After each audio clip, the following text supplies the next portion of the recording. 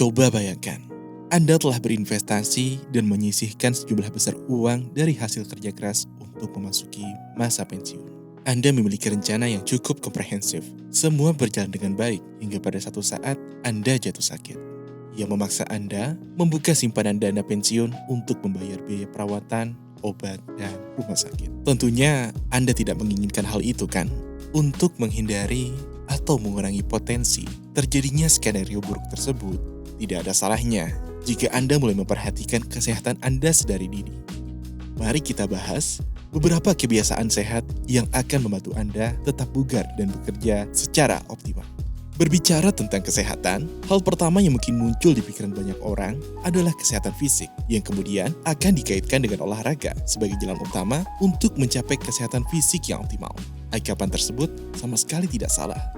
WHO mendefinisikan sehat sebagai suatu kondisi atau keadaan mental, fisik, dan kesejahteraan sosial yang menjadi satu kesatuan, dan bukan hanya bebas dari penyakit atau kecacatan. Namun, sebelum membahas lebih lanjut tentang topik tersebut, mari kita bahas terlebih dahulu apa itu kesehatan fisik dan mengapa kita harus berusaha keras untuk memiliki tubuh yang sehat. Fisik seseorang dapat dikatakan sehat jika seluruh organ dan sistem tubuhnya berfungsi dengan baik. Kesehatan fisik dapat dipengaruhi oleh beberapa faktor, seperti pilihan gaya hidup, biologi, lingkungan, dan lain-lain. Oleh karena itu, sangat tepat jika dikatakan bahwa nasib kesehatan fisik kita berada pada tangan kita sendiri. Namun, karena faktor tersebutlah, kita juga sangat mungkin akan kehilangan kendali dan membahayakan diri sendiri. Ada beberapa kebiasaan yang dapat diterapkan agar dapat terhindar dari hal-hal yang membahayakan kesehatan. Yang pertama adalah olahraga. Sebagian besar masalah kesehatan berasal dari ketidakpedulian terhadap tubuh. Dengan kesibukan yang dijalani setiap harinya, banyak orang lupa meluangkan waktu untuk melakukan aktivitas yang bermanfaat bagi tubuh, seperti olahraga.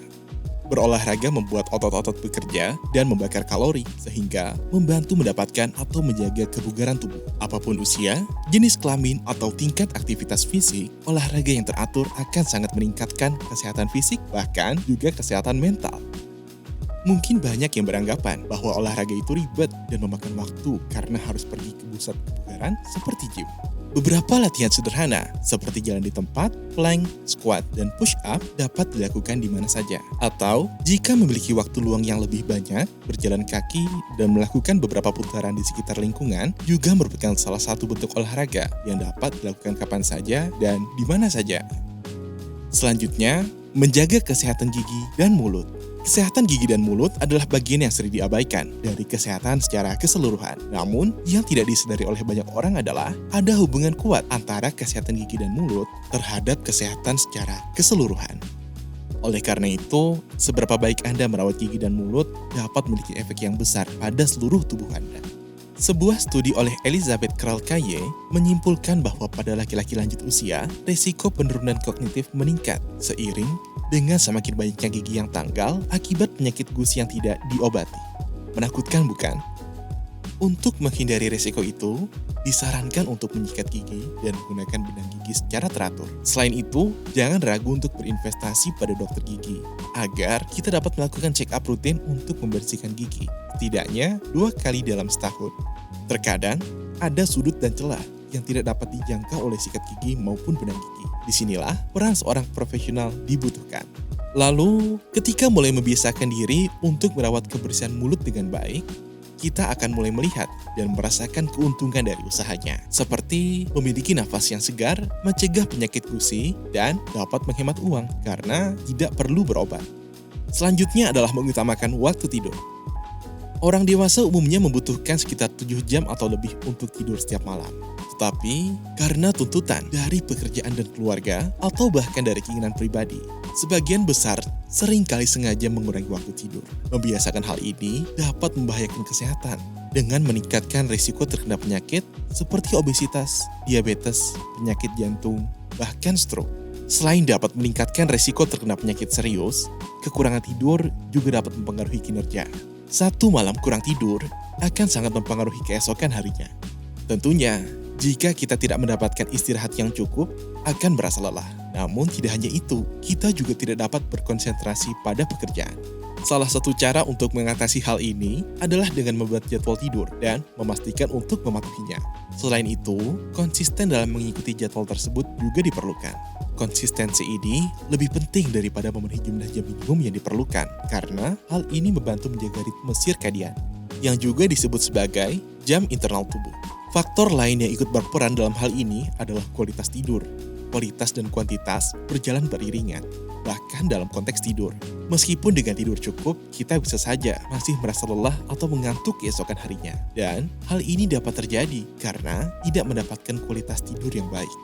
Beberapa kebiasaan yang dapat diterapkan untuk mendapatkan kualitas tidur yang baik adalah menghindari konsumsi kafein di sore hari, mengurangi paparan sinar biru, dan menyingkirkan diri dari perangkat elektronik di malam hari. Selanjutnya adalah pola makan sehat. Miskonsepsi umum yang sering dibuat saat berbicara tentang makanan sehat adalah kita sering mengasosiasikannya dengan diet untuk mengurangi berat badan. Kita kemudian mengasosiasikannya hanya dengan makan salad tanpa memakan makanan lain. Padahal kenyataannya, makan sehat berarti memakan berbagai macam makanan dalam proporsi yang tepat.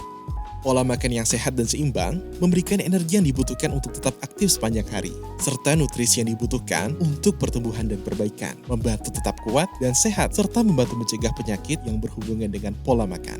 Biasanya, pola makan yang sehat melibatkan penggabungan antara berbagai macam makanan yang terdiri dari buah dan sayur, karbohidrat yang berserat tinggi, protein, lemak sehat, dan air yang cukup.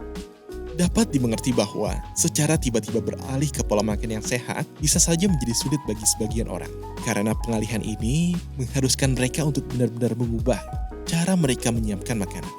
Namun, menghilangkan makanan tertentu dari menu makanan untuk mulai makan sehat tidak berarti harus kehilangan kesenangan dari menikmati makanan tersebut. Bahkan, ada beberapa cara yang dapat dilakukan untuk membuatnya menjadi menyenangkan. Seperti mulai dengan menata makanan dengan cara yang menarik, mengubah bentuk, bahkan rasa dari makanan sehat. Menyiapkan sebuah menu mingguan juga merupakan cara lain untuk membuat makan sehat menjadi menyenangkan.